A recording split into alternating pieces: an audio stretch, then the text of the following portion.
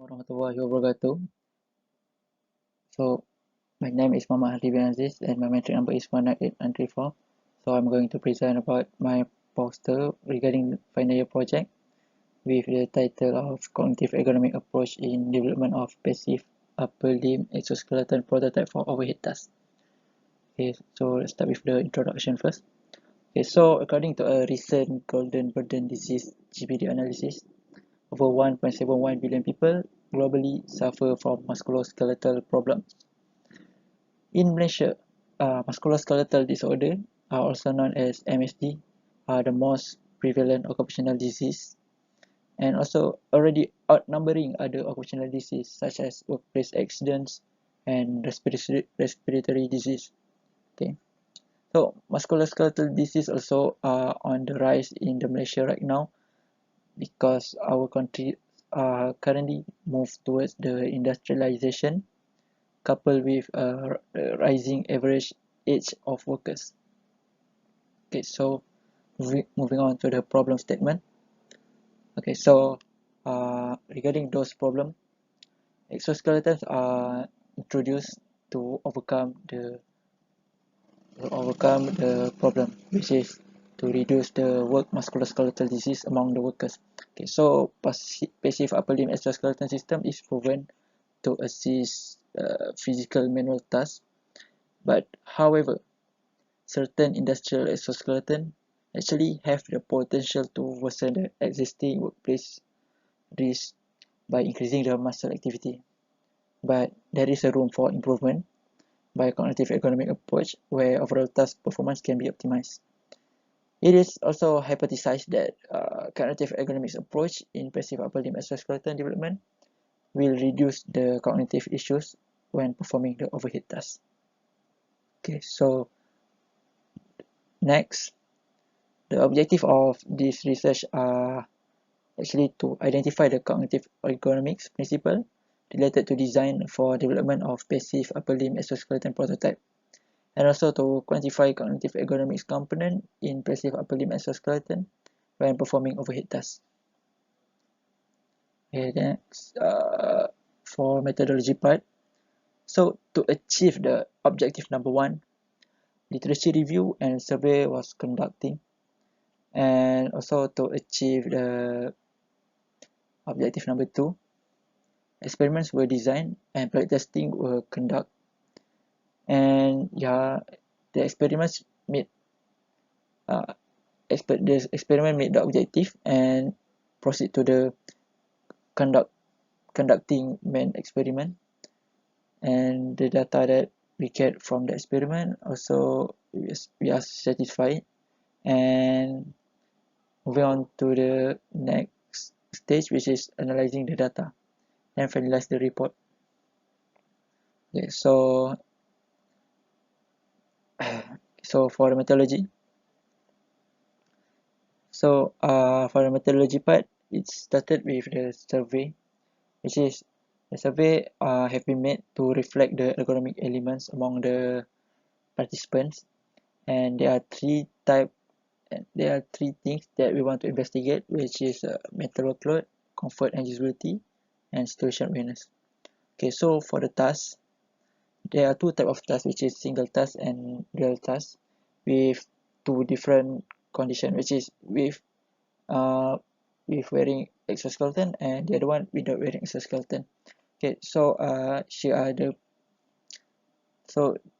picture here illustrated one of the participant that using exoskeleton when doing single task, and the other one not wearing exoskeleton when completing the single task. Okay, so basically the participant are required to raise and lower 3 kilos load back and forth between neutral position and shoulder angle 135 degrees. Okay, so for dual task, it is identical as in the single task condition, but it requires to serially subtract number 17 from a random value between 300 and 500.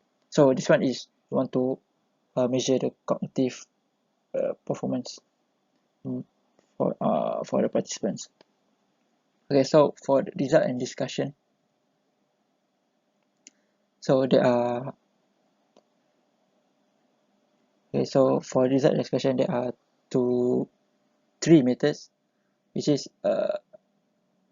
we want to investigate the cognitive ergonomics principles related to passive upper limb exoskeleton prototype design development, and also the other one we want to quantify the cognitive ergonomics component when performing the task. Okay, so the graph number one, which is a mental workload. So the mental workload, based on the result that we get, performance demands score are the lowest, so it indicates the low performance level when using the exoskeleton. And yeah, this finding is consistent with the previous research by Baltos et al. 2018, which concluded that it cannot be assumed that wearing an exoskeleton will improve overall process performance. Okay, the next one is situation awareness.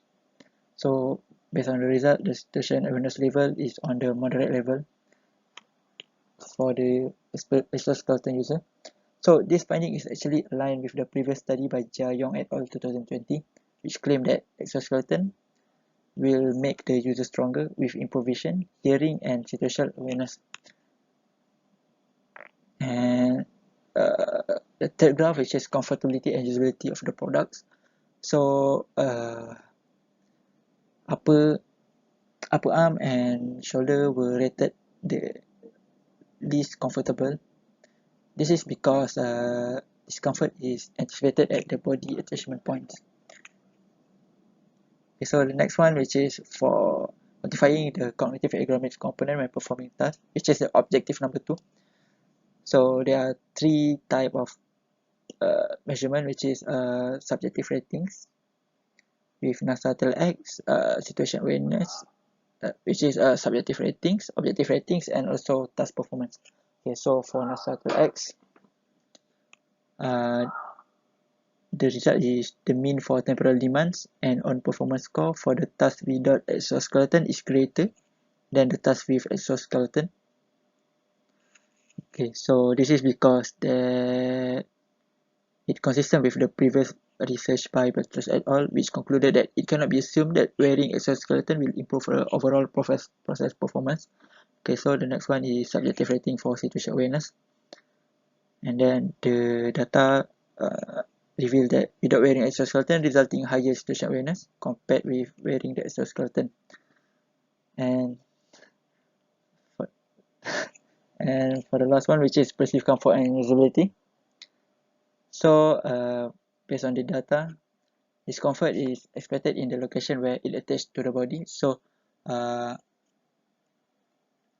arm and shoulder were rated the least comfortable among the other scale. Okay, so the next one is objective ratings.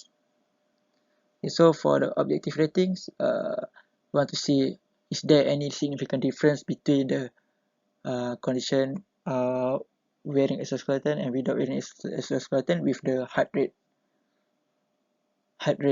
of the participants. Okay, so yeah, we are analyzing the data using the SPSS, using the under t-test method.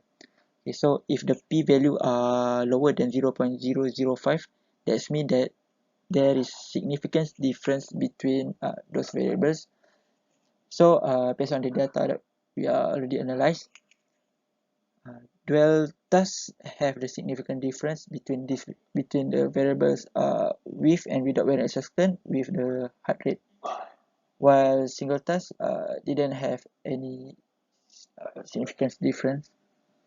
Okay, the next one is performance task, which is we want to see the percentage correct for dual task. This one is for dual task. We want to see the percentage correct when participant